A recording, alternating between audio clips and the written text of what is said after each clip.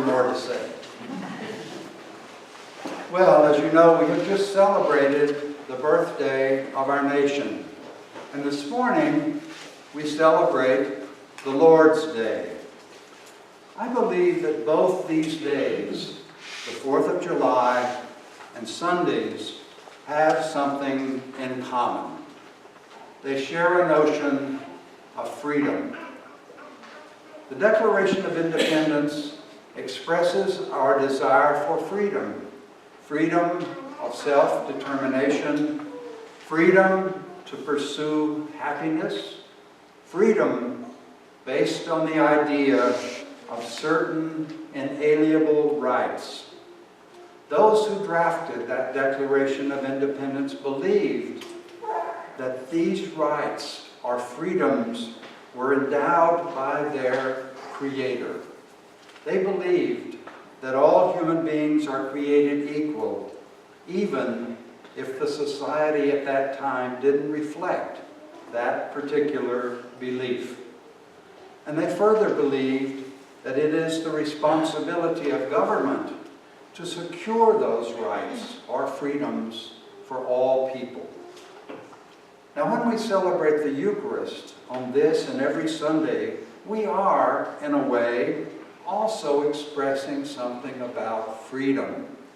We are celebrating the freedom that was won for us in and through the suffering and death of Jesus.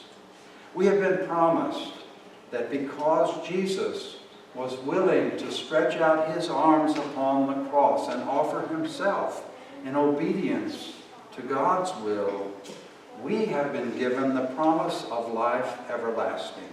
And that promise represents a freedom of a very special kind. Jesus says to us in today's gospel, "Come to me, all you who are weary and are carrying a burden. I will give you rest. Take my yoke upon you and learn from me, for I am gentle and humble in heart, and you will find rest for your souls.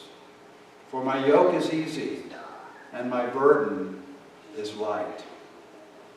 Now, Jesus, as we know, very often used metaphors from the world of farming, sowing seeds and harvesting wheat, and so on. So his use of the words yoke and burden are not unusual. Now, when he says these words, Jesus is offering rest to all those who are weary and are carrying heavy burdens. And with this rest and release, we are given a kind of freedom. Freedom from life that can be, at times, too hard to endure without the hope of something better. However, even as we yearn to be free, we can't forget that there's more to living in freedom than just the yearning to be free, more than just that desire. Freedom, like everything else, doesn't come for nothing. Even freedom requires a price. We need to occasionally ask ourselves about the how and the what and the where of our freedom. And another couple of essential questions that seem to me worth asking are, what is my role in obtaining my freedom? And what responsibility must I accept in order to retain that freedom? And those questions call to mind the yoke and the burden that Jesus talked about. My yoke is easy, my burden is light, he said. Now, just what was he referring to when he spoke of his yoke? Well, he was most likely referring to the law of Moses, or the Torah. For Jews, the Torah is believed to be the divine word of God that gave the law to Moses, the law that dictated and dictates and determines how a good Jew lives. Now, as Christians, we usually think of this law of Moses to mean the 10 Commandments. But for Jews, this law was much more than that. Over time, it became so elaborate and intricate so that observing all of the laws became virtually impossible. There are actually 613 laws that comprise the commandments that all Jews are supposed to follow as best they can.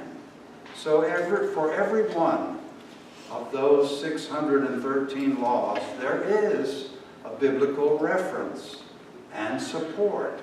But given the sheer number of the laws, it's no wonder that even the rabbis in Jesus' day often referred to the Torah as the yoke of the law. A yoke now, as we probably know, is the restraint put on animals so that they can be used to move things around or to perform some other task.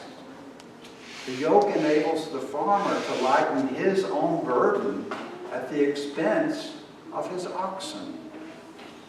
Now, when the rabbis in Jesus' day referred to the yoke of the law, they were implying that the law was a kind of restraint or burden for the people, and that it was indeed a burden. Now, Jesus, of course, was well aware of this, and he saw the futility of trying to live up to all those laws. And certainly St. Paul, following him, understood the same. No human being can possibly observe all of the laws all of the time. So, Jesus boldly proclaimed that he had come to fulfill the law. Do you think I have come to abolish the law or the prophets? I have come, he said, not to abolish, but to fulfill. Now, one of the greatest gifts that Jesus brought us, and St. Paul also certainly understood this best of all, that gift is that we don't need to accomplish perfection by living up to all of the demands of the law all by ourselves.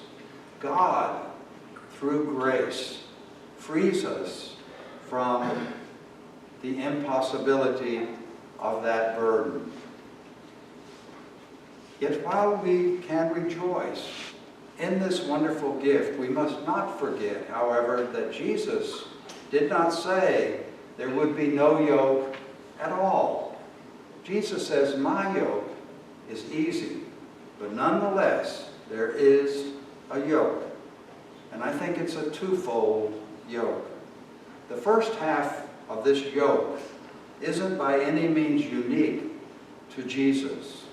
When the rabbis asked him, "Teacher, which commandment in the law is the greatest?" Jesus answered, "You shall love the Lord your God with all your heart, with all your soul, and with all your mind." This is the greatest and first commandment. And the second is like it. You shall love your neighbor as yourself. On those two commandments hang all the law and the prophets. Those two commandments are the first half of that twofold yoke that Jesus places upon us when we choose to follow him. We are commanded to love God first and to love our neighbors as ourselves. Now, the second half of that yoke is to follow the example and teachings of Jesus. And that isn't easy by any means. But remember, all that Jesus ever did and all that Jesus ever taught was based on his new understanding of the law that commands us to love God above all else and love our neighbor as ourselves, second only to God. Period. No more, no less. If we are willing to take on that burden, if we are willing to assume that burden, we will find the freedom that is promised us in Jesus Christ.